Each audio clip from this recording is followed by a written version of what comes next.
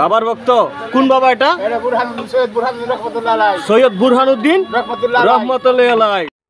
সম্মানিত ভিউয়ার্স, আজকে আমি আপনাদের দেখাবো ময়মনসিংহে অবস্থিত ময়মনসিংহের জুগলির ঘাট অবস্থিত সৈয়দ বুরহানুদ্দিন শাহর মাজারের ভিতরের কিছু দৃশ্য এবং ভিতরের কিছু অজানা তথ্য। ভিউয়ার্স, আমি মাজারের ভিতরে প্রবেশ করলাম এবং মাজারের ভিতরে প্রবেশ করা মাত্রই পাশে একটি মসজিদ দেখা যায় এবং মূলত মাজারটি ব্রহ্মপুত্র নদীর তীরে অবস্থিত। আর এখানে বিভিন্ন ধরনের মানুষ আসে, বিভিন্ন ধরনের মানুষ এখানে দেখা যায়। কেউ বসে সিন্নি খাচ্ছে, আর এই সিন্নিগুলো কিন্তু সব সময় থাকে না, প্রতি সপ্তাহে বা প্রতিদিন বা 3 দিন পর পর কিছু কিছু মানুষ এখানে সিন্নি নিয়ে এসে তারা সিন্নি তৈরি করে এবং আশেপাশের যত পাগল তারপর যারা এই তরিকার বা আপনার এই লাইনের লোক তারা এখানে এসে সিন্নি খায় এবং ক্ষুধার্ত মানুষ যারা রয়েছে তারাও কিন্তু এখানে এসে সিন্নি খায়। তো আমি কিছু দৃশ্য আপনাদেরকে তুলে ধরবো, তো আপনারা পুরো ভিডিওটা দেখবেন, অনেক কিছু জানতে পারবেন, অজানা তথ্য পেয়ে যাবেন।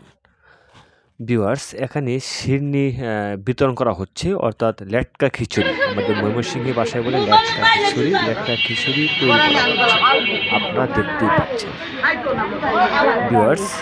আর এখানে মহিলা পুরুষ সবাই একসাথে কিন্তু আসলে ওই খিচুড়ি পরিবেশন করতেছে, আলাদা কোনো সিস্টেম নেই, সবাই একসাথে। কেমন লাগে? ভাল লাগে? প্রতিদিন আসো এখানে? কয়দিন পর পর আসা হয়? সপ্তাহে একদিন। গুড। কাকার নাম কি? হ্যাঁ, ইলিয়াস। আল্লাহর ওলির ভক্ত?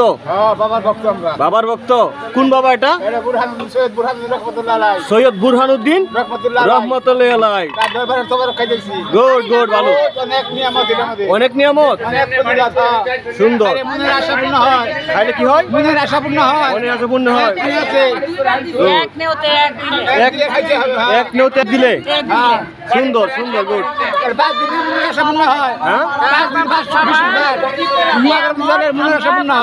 ওকে।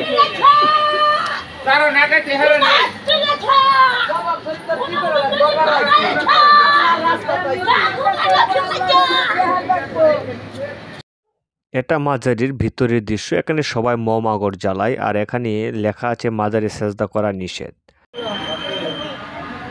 কি কিসের সিন্নি এটা? খাজা বাবার সিন্নি। খাজা বাবার? সুন্দর সুন্দর, তবরক। আপনার প্রতি সপ্তাহে সিন্নি দেন? হ্যাঁ, প্রতি সপ্তাহে। জি। সুন্দর। নাম কি? মাজারের নাম কি? বুরহানুদ্দিন। বুরহানুদ্দিন আউলিয়া। আউলিয়া, ধন্যবাদ। ভিউয়ার্স, এটা মাজারের ভিতরের একটা দৃশ্য, অর্থাৎ মাজার ঘিরেই কিন্তু যে পাশে একটা সেপারেট জায়গা রয়েছে, এখানে যারা এসে বসে বা অতিথিরা যারা আসলো এখানে, তারা এসে এখানে আশ্রয় নেয় বা এখানে এসে তারা রেস্ট নেয়। তো এটাই যে মাজার, এটাই মাজার। তো আমি মাজারের সামনের দিক দিয়ে একটু ক্যামেরা দেখাচ্ছি, দেখেন এটা হচ্ছে মাজারের সামনের দিক। তো আমি আসলে ভিতরে প্রবেশ করলাম না, কারণ ভিতরে প্রবেশ করার মতো সিস্টেম আমার কাছে মনে হলো না বা আমার তেমন রুচিবোধ আসলো না ভিতরে প্রবেশ করার মতো, তাই আমি ভিতরে প্রবেশ করলাম না।